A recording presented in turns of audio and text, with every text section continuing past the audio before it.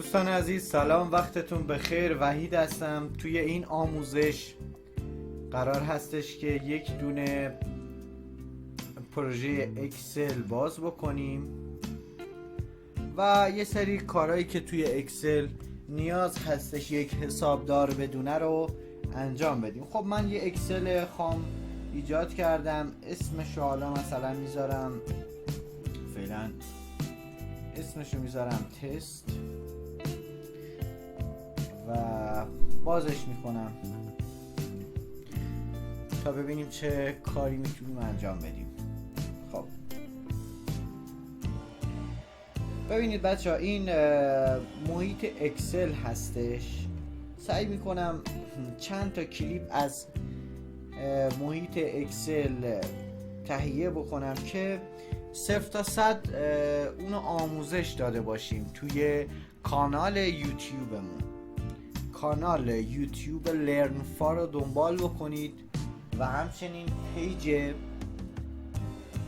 اینستای ما به اسم اصفهان حسابدار و همچنین سایت ما با آدرس www.esfhisabdar.ir در خدمتتون هستیم. خب معطل نمی‌کنیم، بریم ادامه آموزش رو ببینیم.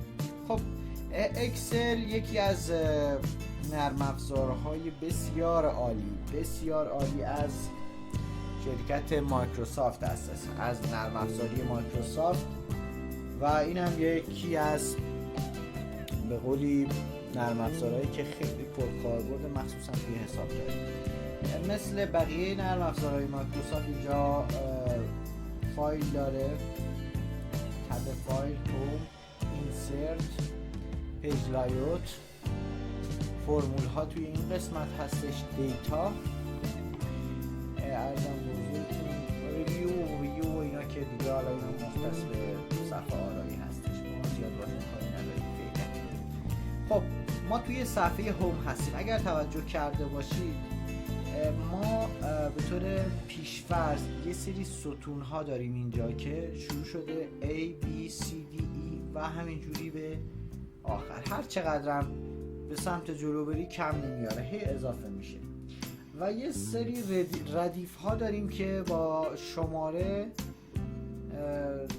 گذاری شده به سمت پایین، 1 2 3 4 همینجوری الا ماشاءالله. خب این پیش‌فرض روی حالت چپ به راست هستش، ولی خب ما توی فارسی نیاز داریم که این برعکس باشه، یعنی یه چیزی میخوایم بنویسیم ردیفمون اینجا باشه، شرح کالامون اینجا باشه، تاریخ، مبلغ از این طرف دوست داریم باشه. برای اینکه این کار رو انجام بدیم میایم توی تب پیج لایوت و صفحه رو شیت رایت تو لفت، یعنی صفحه رو از راست به چپ میکنیم. بله میبینی که صفحهمون راست به چپ شده. خب این تا اینجا یه مطلب یاد گرفتیم و عرضم به حضورتون دوباره تو قسمت هوم یه سری چیزها داره که کم کم هرچی الان بتونم بهتون آموزش میدم. بقیه موارد هم توی ویدیوهای بعدی که بهش برخورد میکنیم و من آموزش میدم خدمتتون. خب عرضم به حضورتون اگر توجه بکنید اینجا که فونت رو میتونین انتخاب بکنین، فونت های مختلفی داره، حتی فونت هایی که میتونین خودتون روی کامپیوترتون نصب کنید اینجا خودش بازخوانی میکنه. من فونتم به طور پیش‌فرض مثلا میذارم رو آریال. این سایز نوشتمونه دیگه، سایز نوشتمون رو میذارم رو 14. عرضم به حضورتون این بی بولد کردن کلوفت میکنه متن، کج میکنه آی متن رو و اینم خط میندازه زیر متن. خب مهمترین قسمت توی هوم فکر کنم یکی از مهمتریناش این قسمت بوردر باشه که میتونین جدول کشی بکنید. ببینید بچه ها، الان من فرض کنید اینجا بنویسم ردیف، فارسیش کنم ردیف، عرضم به حضورتون تاریخ، شرح کالا، مبلغ. خب این خب مثلا ردیف 1 تاریخ مثلا حالا امروز رو میزنم 1399 خط تیره 08 آبان ما هستیم الان هم مثلا 16. خب شرح کالا مثلا من میزنم فرض کنید سیستم کامپیوتر فروختیم، سیستم کامپیوتر مبلغش خب اینو میکنمش تعداد بعدش مبلغ واحد مبلغ کل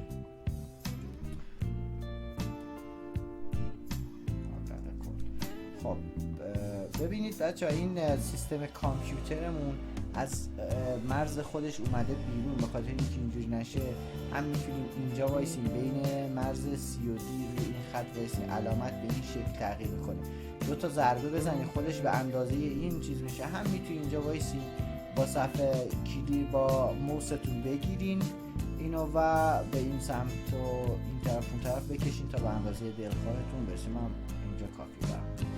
تعداد مبلغ واحد مبلغ کل. خب اینم تاریخ همونجوری و اینو میگیرم میکشمش این بعد. تعداد خب تعداد امروز 2 سیستم فروختیم. مبلغش چقدر بوده؟ مبلغش مثلا 10 میلیون ریال. خب حالا من این مثال رو دارم میزنم که اجزایی که میخوام بهتون معرفی بکنم طبق مثال باشه، کاربردی باشه که متعجب بشید. نمیخوام مثل معلم ها و دانشجو درس بدم. خب عرضم به حضورتون که مبلغ کل 2 فروختیم، 2 1 میلیون میشه 2 میلیون. درست. خب حالا بیاین یک کمی حرفه‌ای تر کار کنیم. من الان اومدم مبلغ واحد رو نوشتم، ببینیم اصلا درست نوشتم، این چند تا صفر داره، شاید اشتباه نوشتم، چطوری جدا کننده بذارم بین اینا. خب راحته، ببینید از توی همین قسمت هوم روی این جدا کننده میزنیم، بعد 2 رقم ازش کم میکنیم چون 2 صرف اعشار میندازه، همیشه 2 بار روی این قسمت که بزنیم 2 عدد ازش کم میکنه. خب درسته 10 میلیون ریاله. این هم بیاین همین کارو بکنیم. روی این میزنم، ببینید 2 صرف اینجا اضافه است، 2 صرف رو کم میکنم. آها ببینید اینجا اشتباه نوشتم، 2 10 میلیون ریال میشه 20 میلیون ریال. برای اینکه این اشتباهات پیش نیاد توی حسابداری و یه ذره کارمون راحت تر بشه، باید فرمول نویسی رو یاد بگیریم. یعنی بتونیم به این یه فرمولی بدیم که این خونه در این مبلغ ضرب بشه و مبلغ کلش خودش بیاد. حالا فرض کنید من مثلا 10 قلم کالا فروخته باشم. حالا این تاریخ امروز رو همینو، خب تاریخ امروز رو همینو میندازیم. مثلا اینجا مانیتور فروختم، مثلا باند، مثلا میکروفون. خب حالا همینا کافیه. تعداد 4 تا 5 تا 50 تا. خب مثلا این فرضاً 5 میلیون. خب چیکار کنیم که هر دفعه نخوایم این جدا کننده رو بزنیم و این جدا کننده بر روی همشون اعمال بشه. الان براتون میگم. اینم 4 میلیون 500، اینم مثلا 891,500. خب ما چیکار کنیم که این تغییراتی که روی این خونه دادیم روی همش اعمال بشه؟ خب 2 راه داره. هم میتونی کل این ستون رو بزنی روی این گزینه کلیک کنی تا اعمال کنه براتون. همین که میتونی این خونه‌ای که تغییرات روش اعمال دادی بیای فرمت پینتر، خب اینو یه بار کلیک بکنی و بکشی پایین، یه بقیه خونه ها مثل همین میشه. خب مثلا 4 تا 5 میلیون هم میشه 20 میلیون. اشتباه زدم 20 میلیون. بله خب 4 میلیون و 5 تا من نمیدونم چرا باید. خب حالا بهتون میگم راهکارش چیه که خودش حساب بکنه ما نخواهیم دوباره بشیم دستی حساب کنیم و اینا رو پاک کنم و دیلیت. خب داشتم اینو میگفتم جدول بندی چیه و اینا رو هم یه پرانتزی باز کردیم و یه سری چیزا بهتون یاد دادیم که حالتون عوض بشه. خب داشتم اینو میگفتم جدول بندی به چه دردمون میخوره. ببینید من الان اینا رو نوشتم میخوام پرینت بگیرم، کنترل پی رو میزنم. ببینید چیزی که داره به من نشون میده برای پرینت متن ها هستش و اینا، ولی اون جدوله رو نمایش نمیده، یه بیریخت میشه. باید جدول بندی بشه که شیک بشه.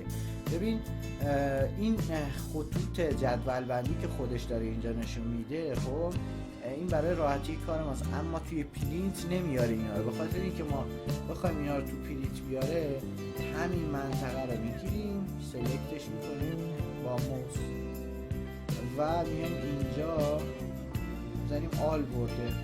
خب الان ببینید همش جدول بندی شد.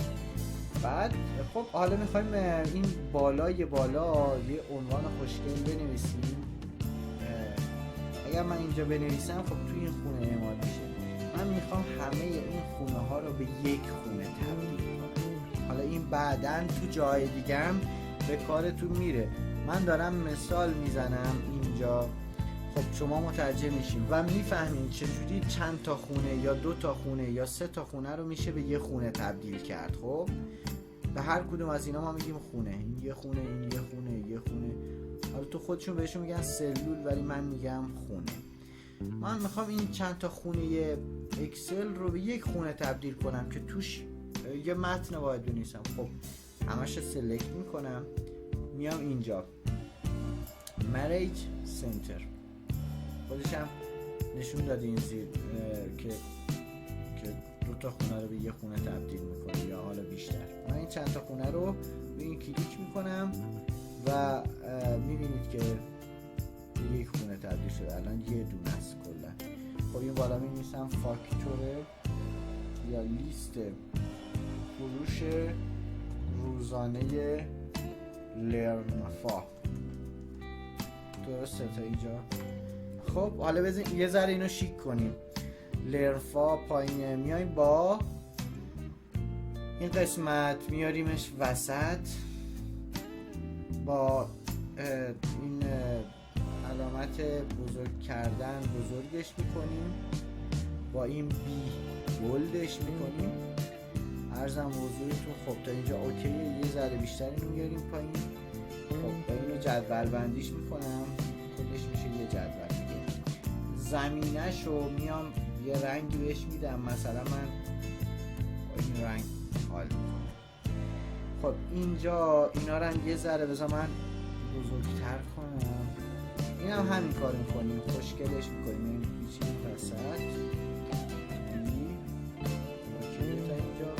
خب این خونه ها من نمیخوام یکی یکی بیام چیز کنم، بزرگشون کنم، همشون رو اینجوری کلیک میکنم میگیرم. بعد یه دونش رو که بیام این وسط وایسم بکشم به اندازه دلخواه، بقیهشون هم به همون اندازه تغییر میکنن. خب الان تغییر کردن. خب سلکت هم هستن. میام اینجا وسط چینشون میکنم، دیگه هم میزنم که یه ذره کلوفتر بشن، خوشگل بشه. و خب تا اینجا خوبه. لیست فروش روزانه لرنفا. بچه ها لرنفا یوتیوب هستش، اینستا هستش و سایت. البته سایت ما به اسم اصفهان حسابدار هست، میتونی فالو کنی. خب من میخوام ردیف رو ادامه بدم. میتونم بنویسم 2 3 و 4.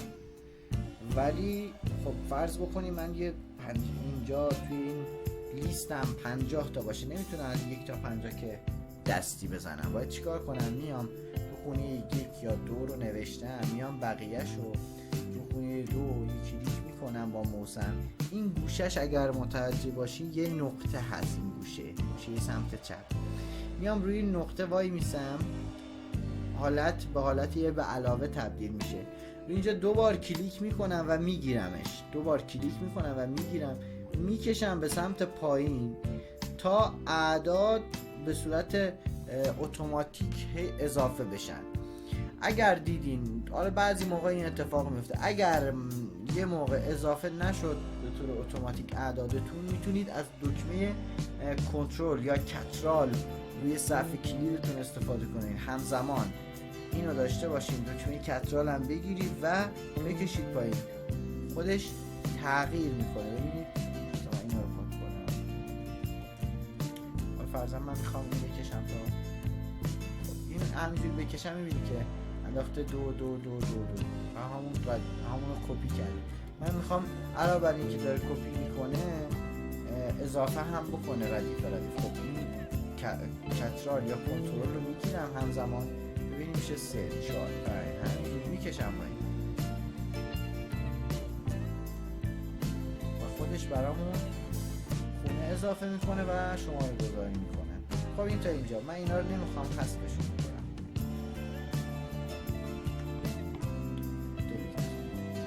خب عرضم به حضورتون این تا اینجا خوب بود، همه چی یاد گرفتیم و خب حالا میخوایم یه فرمول بدیم که حساب کتابمون اشتباه نشه و دستی ننشینیم اینا رو هی جمع بزنیم. فرمول چیه؟ فرمول دقیقا مثل همون فرمولایی که بچه‌های کلاس ابتدایی می‌نویسن. فعلا توی این فرمول ساده است. توی جلسات بعدی فرمول‌های خیلی خفن و حرفه‌ای بهتون یاد میدم که لذتشو ببریم. خب من میخوام یه فرمول به این بدم که تعداد رو در مبلغ واحد یعنی مبلغ یه دونه، سیستم کامپیوترمون دونه 1 میلیون بوده، ما 2 تا فروختیم، یعنی 2 تا 1 میلیون میشه 2 میلیون. میخوایم یه فرمولی بهش بدیم که خودش اینو حساب کنه. اوکی. خب توی اکسل برای اینکه فرمول بدین همیشه باید اول مساوی بذارین. وقتی که علامت مساوی رو گذاشتین، حالت فرمول نویسی ببینید اینجا براتون فعال شده. میتونید هم از اینجا فرمول بنویسید، مثلا من آدرس بهش بدم، بگم خونه دی، این ستون دی هستش، ستون دی خانه سوم دی 3. ببینید این ردیف 3 هستش، اینم ستون دی، میگم دی 3 خودش سلکتش میکنه، این دی اینم 3 به علاوه ضرب در این چی میشه؟ ای 3 ضرب در ای 3 اینتر. ضرب کردم دیگه، ضرب کردم، ببینید خودش مبلغ رو انداخت برای من 20 میلیون ریال. وقتی که رو اینجا کلیک بکنید، اگر فرمولی پشت این نوشته شده باشه این بالا بهتون نشون میده و با 2 بار کلیک کردن روش میتونید ببینید این خونه شده. یه کار راحت تر دیگه هم میتونید بکنید، اینه که همینجا بذارید مساویه آقا این خونه ضرب داره و دوباره این خونه ضرب داره. ولی خب بازم سخته بخوام همینجوری یکی اینا رو بنویسم تا بیام پایین. من همین یه دونه رو که نوشتم فرمولشو، این خونه ضرب داره این خونه، میام این گوشش وای میستم مثل همون، میگیرمش میکشم پایین، خودش رو بقیه اعمال میکنه. الان اینجا اگر کلیک بکنیم ببین نوشته دی اینجاست، دی 6 این دیه، این هم 6 بالا نوشته دی 6 ضرب در ای 6 مساوی. خب حالا اینجا رو خوب یاد گرفتیم. حالا میخوایم که جمع کلش هم برامون بزنه این پایین. خب میایم اینجا بنویسیم جمع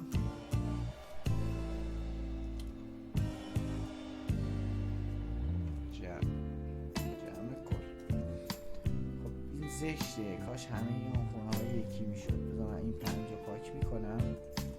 من عمدن اینجوری میزنم که شما متوجه بشین. اگر من الان همه اینا رو به یه خونه تبدیل میکنم، این بالا بهتون یاد دادم جمع کل، که فقط یعنی جمع کلمون جمع اینا باشه. با اینا خوشگلش میکنیم با هم دیگه، زمینش هم آبی میکنم. خب جمع کل. من الان بخوام اینا رو جمع بزنم یکی یکی که نمیشه، با دست بشینم بزنم رو ماشه حساب. اگر ماشه حساب بخواستم بزنم اکسل باید فرمول بشدم. فرمولش هم خیلی خیلی راحته. این بالا روی اتوسام قسمت هوم هستیم، این بالا روی اتوسام یعنی جمع زدن. اتوسام یعنی اتوماتیک جمع میزنه، خودش میگیره خونه هایی که میخواین جمع میزنی. میگه از اینجا تا اینجا میخوای جمع میزنی، ما یه دونه اینتر فقط میزنیم، خودش جمعشو برای ما زده.